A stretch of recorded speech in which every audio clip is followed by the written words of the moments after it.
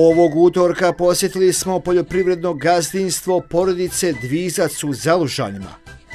Naš domaćin ima farmu koka nosilja i ubraja se među najveće proizvođače jaja na ovom prostoru.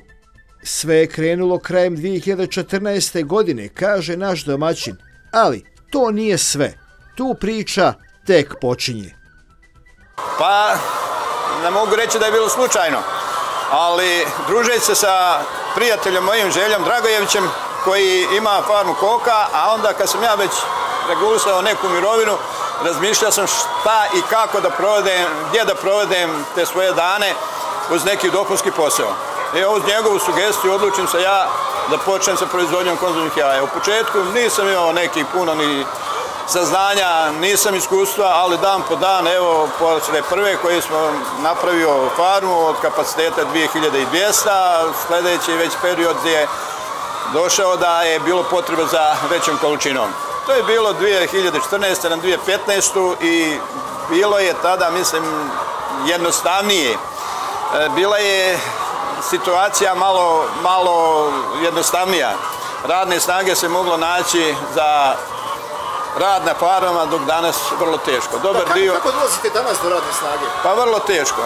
Vrlo teško i ovo što imamo radne snage uz pomoć mene, mi to uspijemo privesti kraju svaki radni dan ujutro od 7 sati, pa navečer kad završi mada. Ko sve radi uopšte na farmi? Pa ovdje imamo dva radnika, ima jedna gospođa koja je maltene dežurna, ima jedan gospodin, on radi isto na dostavi jaja i svaki dan se ta jaja kao iz proizvodnje po narudžbi se transportuju do kupca. Neđo osim koka nosilja ima krave, koze, konje. Kaže nam da jedno poljoprivredno gazdinstvo mora biti potpuno. Upravo to mu je bila, kaže, zvijezda vodilja. Jedno potpuno poljoprivredno imanje.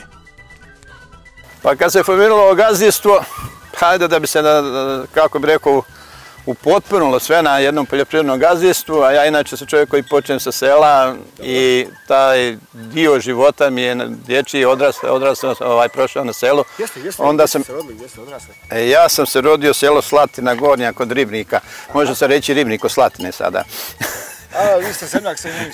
Pa jeste, zemljak. Živio sam do 95. u Ključu. Inače, poslovnom trgovine sam se bavio. 95. u Banja Luku, opet se nastavilo ovdje sa tim poslom, a onda kada sam se odlučio za ove poslove što jesam, htio sam to gazdinstvo da u potpunosti i u saradnji sa centrom sam došao